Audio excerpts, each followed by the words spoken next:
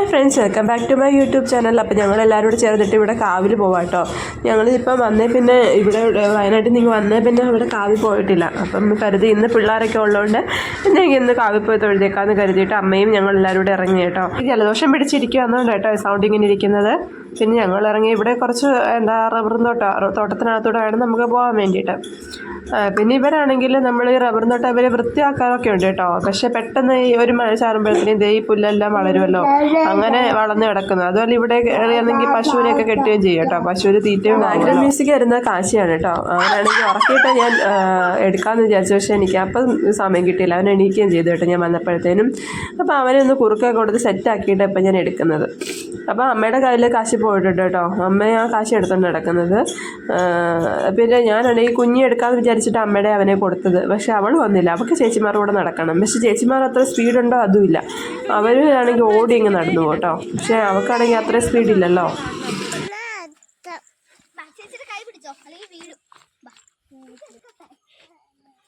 എടി ദേവു, നിനക്ക് നേരെ നടക്കാൻ പറ്റത്തില്ല കുഞ്ഞി, പതുക്കെ പോ.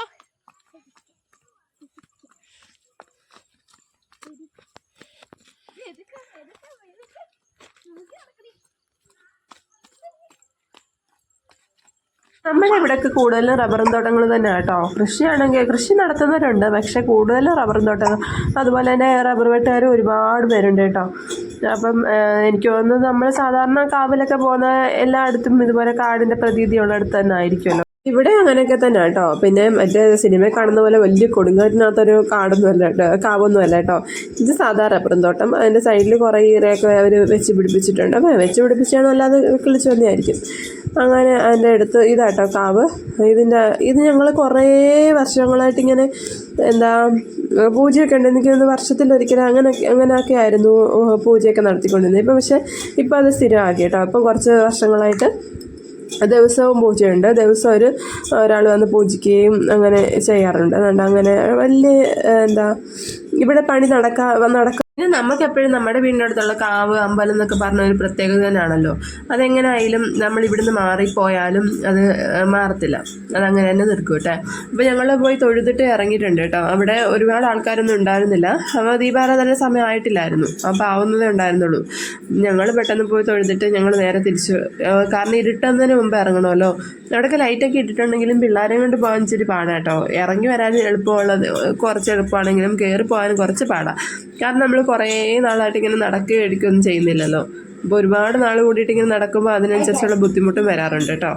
ഇനി ഞങ്ങൾക്ക് കുറച്ച് ദൂരം കൂടെ ഉള്ളു കേട്ടോ വീടിനോട്ട് പോകാനും. പിന്നെ ഇവരെ മേടിച്ചുകൊണ്ട് പോകുന്നൊരു പണി തന്നെ. കാരണം ഇതുവരെ റോഡ് നിറയെ കളിച്ചോണ്ട് നടക്കുക കേട്ടോ. പിന്നെ ഞാൻ വീട്ടിൽ ചെന്നിട്ട് നേരെ ഒരു ചീമപ്പുള്ളി പറിച്ച് വെച്ചിട്ടുണ്ടായിരുന്നു. നല്ലതാണ് കേട്ടോ ചീമപ്പുള്ളി. കൊളസ്ട്രോൾ ഉള്ളവർക്കും പ്രഷർ ഉള്ളവർക്കും ഒക്കെ കഴിക്കാൻ നല്ലത്. ഇതിനകത്ത് അരി മൂത്രത്തിൽ തടസ്സം ഉണ്ടാകും, അങ്ങനെ കിഡ്നിക്ക് ഇതാണെന്നൊക്കെ പറയുന്നത് കേട്ടിട്ടുണ്ട്. അതും പൊട്ട് നോക്കിയിട്ട് പറിച്ചാൽ അത്രയും പ്രശ്നം വരത്തില്ല. ഇതാണെങ്കിൽ അപ്പോൾ അപ്പച്ചിയുടെ അടുത്ത് പറിച്ചിട്ട് വന്നു കേട്ടോ അമ്മ. അത് ഞങ്ങൾ അച്ചാറിടാമെന്ന് വിചാരിച്ചു. അപ്പം ഞാനത് നല്ലപോലെ ഒന്ന് കഴുകി എടുക്കുന്നുണ്ട് കേട്ടോ. ഇതിൻ്റെ ഇടയിൽ 2-3 കുഞ്ഞിക്കൈകളൊക്കെ വരുന്നുണ്ട്. കാരണം പിള്ളേരുള്ള ദിവസമാണ്. അതുകൊണ്ട് അവളുമാരെല്ലാം കൂടെ കൈ ഇടുക അതിനകത്ത് ഞാൻ കഴുകി എടുത്തപ്പോഴത്തേനും.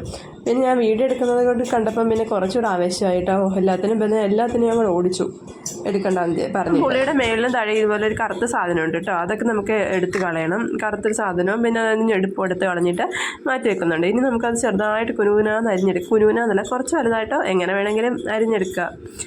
ഇനി അരിഞ്ഞെടുക്കണം. പക്ഷേ ഇത് ഇച്ചിരി പണിയുള്ള പണി കേട്ടോ. കാരണം ചെറിയ ചെറിയ പുളികളാണല്ലോ. അത് നമ്മൾ അരിഞ്ഞ് എടുക്കാന്ന് പറഞ്ഞാൽ അത്രയും സമയം നമ്മൾ മെനക്കേണ്ടി വരും. പിന്നെ അച്ചാറിനോട് എനിക്ക് കുറച്ച് താല്പര്യം കൂടുതലായതുകൊണ്ട് തന്നെ എനിക്ക് വലിയ പണിയായിട്ട് തോന്നാറേയില്ല കേട്ടോ. മാങ്ങയൊക്കെ ആണെങ്കിൽ പറയാൻ വേണ്ട, പച്ചക്ക് ഇതെനിക്ക് പച്ചക്ക് തിന്നുന്ന ഇഷ്ടമല്ല. മാങ്ങയൊക്കെ ആണെങ്കിൽ ഞാൻ ഓടിച്ചെന്ന് അരിഞ്ഞെടുക്കും കേട്ടോ. കാരണം എനിക്ക് പച്ചക്ക് തിന്നാലോ എന്ന് വിചാരിച്ചിട്ട് ആദ്യം എൻ്റെ വയറ്റിലോട്ട് തന്നെ അഴിക്കും പോവുകയും ചെയ്യുന്നത്. അതുപോലെ ചക്ക അങ്ങനെയുള്ള കാര്യങ്ങളൊക്കെ എനിക്ക് ഭയങ്കര ഇൻട്രസ്റ്റ് ഉള്ള സാധനങ്ങൾ കേട്ടോ. പച്ചക്ക് തിന്നാൻ ഈ പുളിയോട് അങ്ങനെ പച്ചക്ക് തിന്നാൻ വലിയ ഇൻട്രസ്റ്റ് ഒന്നുമില്ല. പക്ഷേ അച്ചാറിടുന്നത് ഏത് അച്ചാറായാലും എനിക്ക് പ്രത്യേക ഇഷ്ടം തന്നെ കേട്ടോ. അച്ചാർ പ്രേമി തന്നെ ഞാൻ. അതുപോലെ തന്നെ ദേവു അതുപോലെ തന്നെ കേട്ടോ, ചേച്ചിയുടെ മൂത്ത മോള്. അവളും എന്നെപ്പോലെ തന്നെ ഭയങ്കര അച്ചാർ തീറ്റക്കാരിയാണ്. നല്ലതൊന്നും അല്ല, എന്നാലും എപ്പോഴും ഒന്നും ഒരുപാട് തിന്നുന്നില്ലല്ലോ. ചോറ് വയ്ക്കുമ്പോൾ കുറച്ചെടുക്കുന്നല്ലാതെ എപ്പോഴും കോരി കഴിക്കുന്ന ശീലമൊന്നുമില്ല. അപ്പം നമുക്ക് ഈ സ്പീഡിലിട്ടൊന്ന് അരിഞ്ഞെടുക്കാം അല്ലേ. അത് കാണാൻ രസമാണല്ലോ. അതുകൊണ്ട് നമുക്കതൊന്ന് അരിഞ്ഞെടുക്കുന്നതൊന്ന് കാണാം.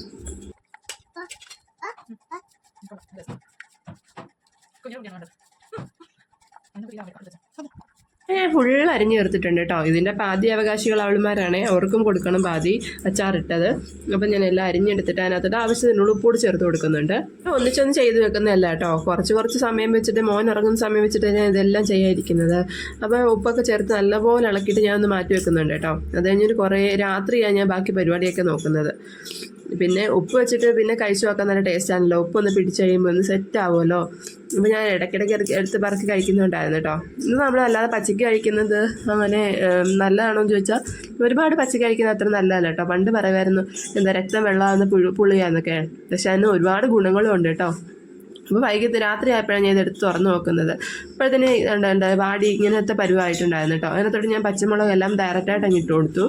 കാരണം പച്ചമുളക് വാട്ടിയിട്ട് ഇട്ട് കൊടുത്താലും മതി, അങ്ങനെയാണ് ഇട്ട് കൊടുക്കേണ്ടത്. പക്ഷെ ഞാനാണെങ്കിൽ വെളുത്തുള്ളിയൊന്നും എടുക്കുന്നില്ല. എന്താ ചെറിയൊരു സിമ്പിളായിട്ട് അച്ചാറുണ്ടാക്കുക കേട്ടോ. ഞാൻ പച്ചമുളകൊക്കെ അതിനകത്ത് തന്നെ തട്ടി കേട്ടോ. എന്നിട്ട് നല്ലപോലെ ഇളക്കി കൊടുത്തിട്ടുണ്ട്. പിന്നെ ആണെങ്കിൽ അച്ചാറിന് ഏറ്റവും അത്യാവശ്യമുള്ള സാധനം കേട്ടോ കായം. അപ്പോൾ ഞാൻ കായപ്പൊടി എടുത്തിട്ടുണ്ട്. കായപ്പൊടി നല്ലപോലെ തന്നെ അത്യാവശ്യം നല്ലപോലെ തന്നെ ഇട്ട് കൊടുക്കുന്നുണ്ട്. ഈ പൊടി ഐറ്റംസ് എല്ലാം ഞാൻ ഇതിനകത്ത് തന്നെ ഇപ്പം തന്നെ ഇട്ട് കൊടുക്കുന്നുണ്ട് കേട്ടോ. കായപ്പൊടി ഇട്ട് കൊടുത്തു. അതുപോലെ അമ്മ ഉലുവ പൊടിച്ച് വെച്ചിട്ടുണ്ടായിരുന്നു കേട്ടോ. അപ്പോൾ ഉലുവ പൊടിച്ചതും അതിൻ്റെ കൂടെ തന്നെ ചേർത്ത് കൊടുത്തിട്ട് നല്ലപോലെ ഇളക്കി കൊടുക്കുന്നുണ്ട്. എത്ര പേര് ഇങ്ങനത്തെ അച്ചാർ ഇടുമെന്ന് പറയണം കേട്ടോ. ഇത്ര സിമ്പിളായിട്ട്. പിന്നെ തട്ടിക്കൂട്ട് അച്ചാർ വേണമെങ്കിൽ പറയാൻ, എന്നാലും ടേസ്റ്റിന് തട്ടിക്കൂട്ടൊന്നും ഒരു കാര്യം. ഞാൻ ചീൻചട്ടി വെച്ച് കൊടുത്തിട്ട് എണ്ണ ഒഴിക്കുന്നുണ്ട് കേട്ടോ. ഈ ചീൻചട്ടി കണ്ടിട്ട് എല്ലാവരും തെറ്റിദ്ധരിക്കേണ്ട. കാരണം ഇതാണെങ്കിൽ ഇവർ വ്രതം എടുക്കുന്ന സമയത്താണ് ഈ അച്ചാർ ഇടുന്നത്. അപ്പം നമ്മൾ മീനൊന്നും എടുക്കാത്ത പാത്രം വേണമല്ലോ. അപ്പം മീനൊന്നും എടുക്കാത്ത ഒരു പാത്രമായിട്ടുള്ളത് ഈ ഒരു ചീൻചട്ടി മാത്രമേ ഉള്ളൂ നമ്മുടെ വീട്ടിൽ ചീൻചട്ടിയിൽ. അപ്പോൾ അതുകൊണ്ട് പണ്ടത്തെ ഒരു ചീൻചട്ടി അത് തന്നെ എടുത്തിട്ടുണ്ട്, അവർക്ക് കൊടുത്തു തന്നല്ലോ. അതുകൊണ്ട് എണ്ണയൊക്കെ ഒന്ന് ആയിട്ട് വരുമ്പോൾ നമുക്ക് അതിനകത്തിട്ട് കടുക് ഇട്ട് കൊടുക്കാം. അപ്പം ഞാൻ കടുവും കറിവേപ്പില ഇട്ട് കൊടുത്തിട്ട് ഞാൻ പറഞ്ഞില്ല ഞാൻ വെളുത്തുള്ളി ഒന്നും ചേർക്കുന്നില്ല. അത് വെളുത്തുള്ളി ചേർക്കുന്നവർക്ക് വെളുത്തുള്ളി ചേർക്കാം കേട്ടോ. വെളുത്തുള്ളി ചേർക്കുന്ന നല്ല ടേസ്റ്റ് ആയിരിക്കും. അപ്പോൾ അതിനകത്തോട്ട് ആവശ്യത്തിന് മുളക് പൊടിയും കൂടി ഇട്ട്, മുളക് പൊടി കരിഞ്ഞു പോകാതെ പെട്ടെന്ന് ഒന്ന് ഇളക്കുക. നേരെ ഇത് കൊണ്ടുപോയി നമ്മുടെ പുളി അരിഞ്ഞ് വെച്ചതിനകത്ത് തട്ടുക. അത്രേ ഉള്ളൂ കേട്ടോ പണി.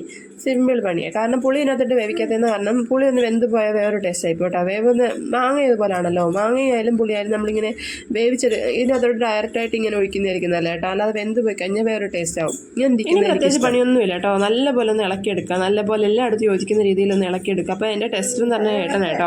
ഏട്ടൻ വന്നിട്ട് അവിടെ റെസ്റ്റ് എടുക്കുന്ന സമയമായിരുന്നു. അപ്പോൾ ഞാൻ ഇതുകൊണ്ട് നേരെ ഏട്ടന് കൊണ്ട് കൊടുത്തു. ഏട്ടൻ അങ്ങനെ വലിയ അച്ചാർ പ്രിയാനൊന്നും അല്ലെങ്കിലും ടേസ്റ്റ് നോക്കിയിട്ട് കാര്യം പറയാം കേട്ടോ. ഏട്ടന് ഇഷ്ടപ്പെട്ട സംഭവം.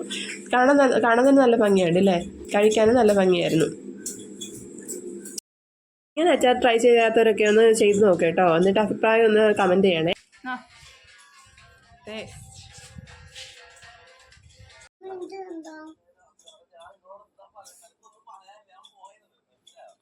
അപ്പോൾ ഇന്നത്തെ വീഡിയോ ഇത്രയേ ഉള്ളൂ.